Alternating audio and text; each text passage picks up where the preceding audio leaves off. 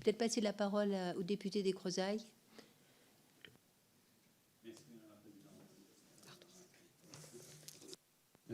Merci à vous de prendre ce temps avec nous.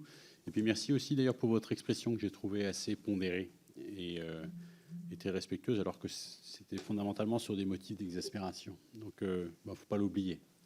Moi, il y a 3 questions que je souhaitais vous poser. La première, c'est dans tout ce qui relève, je ne reviens pas sur les exemples que vous avez évoqués, puis moi j'en ai d'autres en tête, de mesures inapplicables ou de trucs qui sont compliqués. Je pense notamment les années d'inconséquences qui ont fait suite à la suppression de la taxe pro avec une fiscalité pas claire pour les bâtiments logistiques et de stockage. Vos interlocuteurs, j'imagine, sont en fait traditionnellement l'administration. Est-ce que ça, c'est quelque chose qui peut rentrer dans votre scope que d'avoir des parlementaires qui s'impliquent là-dessus ou pas? C'est-à-dire que les parlementaires, en fait, vous les sollicitez quand il y a une loi, évidemment, mais dans le contrôle de l'action publique, c'est pas un réflexe. Enfin, en tout cas, j'ai pas l'impression. C'est un peu le sujet de cette mission, du rôle qu'on peut avoir dans la concrétisation de la loi. Est-ce qu'on peut imaginer qu'il y ait une relation qui soit plus systématique sur dans l'entrée en vigueur d'une loi, justement, ce qui coince, ce qui est mal vécu, etc. Première question. La deuxième question, c'est dans la relation que vous avez avec vos adhérents, notamment par rapport au rôle des chambres consulaires. On s'aperçoit que on a besoin de temps, en fait. Je vais y revenir aussi dans ma troisième question. Vous venez de dire, madame, que justement les patrons n'ont pas le temps, particulièrement en TPE-PME, quand ils sont prêts à entourés des ressources RH ou juridiques pour eux. Et comment est-ce que les rôles que vous avez, vous, par rapport aux chambres consulaires, sont clairs là-dessus? Est-ce que pour un chef d'entreprise, c'est clair de savoir qu'est-ce qu'il va trouver, une chambre consulaire, qu'est-ce qu'il va trouver à son syndicat ou à sa branche? Et comment est-ce que vous voyez là-dessus, face à la complexité croissante des lois et de la réglementation qui s'applique à l'entreprise, est-ce qu'il y a quelque chose à clarifier là-dedans ou pas? Je pense à tout ce qui est communication, c'est-à-dire comment est-ce qu'on peut faire en sorte que ça aille plus vite. Moi, je pense à une réunion que j'avais faite avec le MEDEF de 2 départements, ou Emma Circo, à propos des ordonnances travail. Et je me suis trouvé avec une cinquantaine de chefs d'entreprise, mais qui savaient juste rien. Et je ne leur reproche pas du tout, mais ça leur était passé complètement là, en fait. Donc, tout ce qui était relance du dialogue social, accord d'entreprise, etc., il fallait pratiquement prendre les choses à zéro. Bon, et là-dessus, je pense à ça, parce que est-ce que le parlementaire peut être utile pour déclencher des rencontres, en fait, sachant que fondamentalement, il ne devrait pas y avoir besoin de parlementaires, mais on est en France, et quand c'est le parlementaire qui prend ou qui fait une invitation avec telle ou telle administration et des cadeaux d'entreprise, est-ce qu'il y a plus de monde? Est-ce qu'on peut imaginer de systématiser ce genre de choses? Et ma troisième question, c'est que dans le même esprit de ces rencontres nécessaires, paradoxalement, le contrôle nécessite la confiance.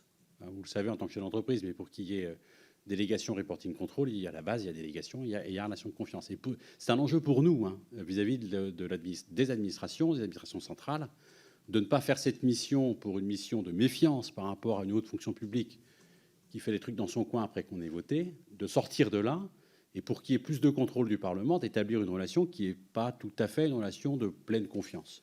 Et pour vous, j'ai le sentiment que c'est un peu la même chose, vous l'avez dit, que c'était très important de poser des questions sans se dire je vais me faire contrôler. J'étais très sensible à ce que vous évoquez de l'amélioration et d'aller vers le contrôle conseil, pour que ça se systématise et qu'il y ait des relations plus sereines, plus normales et plus systématiques entre les chefs d'entreprise et les administrations qui sont d'abord là pour les accompagner. Là aussi, quel peut être le rôle du parlementaire? Est-ce qu'on peut imaginer qu'il y ait de systématiser ne serait-ce que des mises en relation, en fait, ce genre d'entreprise? Voilà, concrètement, physiquement, les contrôleurs qui peuvent venir chez vous un jour, mais est-ce que c'est ce genre est-ce que nous, on pourrait jouer un rôle pour fluidifier justement ce contact entre le monde de l'entreprise et puis appareil d'État? Qui veut s'exprimer sur ce sujet, sur le rôle qu'on peut apporter à l'entreprise? Moi, je veux bien. Alors, je pense que ça serait effectivement très intéressant. En fait, aujourd'hui, dans les petites entreprises, on a le sentiment que le parlementaire, il est, je ne vais pas dire inatteignable, mais je retire mon mandat CPME, parce que mais le chef d'entreprise qui n'est pas impliqué forcément au MEDEF, à la CPME, à la CCI, etc., le parlementaire, pour lui, c'est quelqu'un d'inatteignable et il n'ira pas non plus, je pense, faire la démarche de façon naturelle d'aller vous rencontrer dans les permanences, etc. Enfin, je ne sais pas, vous en avez peut-être beaucoup. Mais moi, j'ai jamais... Pardon? Bah, vous voyez, alors en fait, non, mais j'ai effectivement, et je pense que ça serait un réel atout, en fait. Alors après, peut-être que de l'organiser avec les territoires, les interpros sur les territoires, avec, pourquoi pas, les CCI. Alors, pour un chef d'entreprise, c'est pareil, hein, les missions de la CCI, les missions des interpros, et c'est qui fait quoi, clairement, vous interrogez 100 chefs d'entreprise, je ne serais pas surpris qu'il y en ait 80%, peut-être même plus, qui vous disent je ne sais pas trop qui fait quoi.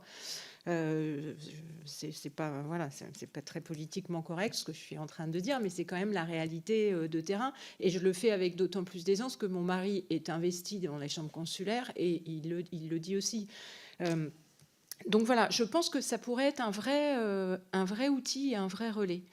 Moi, quand j'ai racheté l'entreprise il y a 11 ans, jamais je me serais permis de prendre contact avec le parlementaire de mon territoire pour aller évoquer soit des problématiques, soit voir comment il pouvait m'aider pour une mise en relation avec les services adéquats. Voilà, je n'aurais pas osé le faire. Et j'imagine que si je ne le fais pas, il y en a plein d'autres qui ne doivent pas oser non plus. Donc je pense que c'est une piste, effectivement, qui pourrait être intéressante. Un point pour compléter sur le rescrit. Je crois qu'il y a une nouveauté qui va permettre un plus grand développement du rescrit, c'est l'extension aux branches professionnelles. C'est-à-dire qu'une entreprise n'ose pas toujours poser la question. À partir du moment où on l'ouvre justement à une organisation professionnelle, c'est plus facile pour l'organisation professionnelle de poser la question et d'avoir une réponse sur une question qui peut se poser à de nombreuses entreprises. Donc ça, je crois que ça devrait libérer et permettre au rescrit de se développer. Ça existe en matière sociale et je pense que ça devrait être un progrès.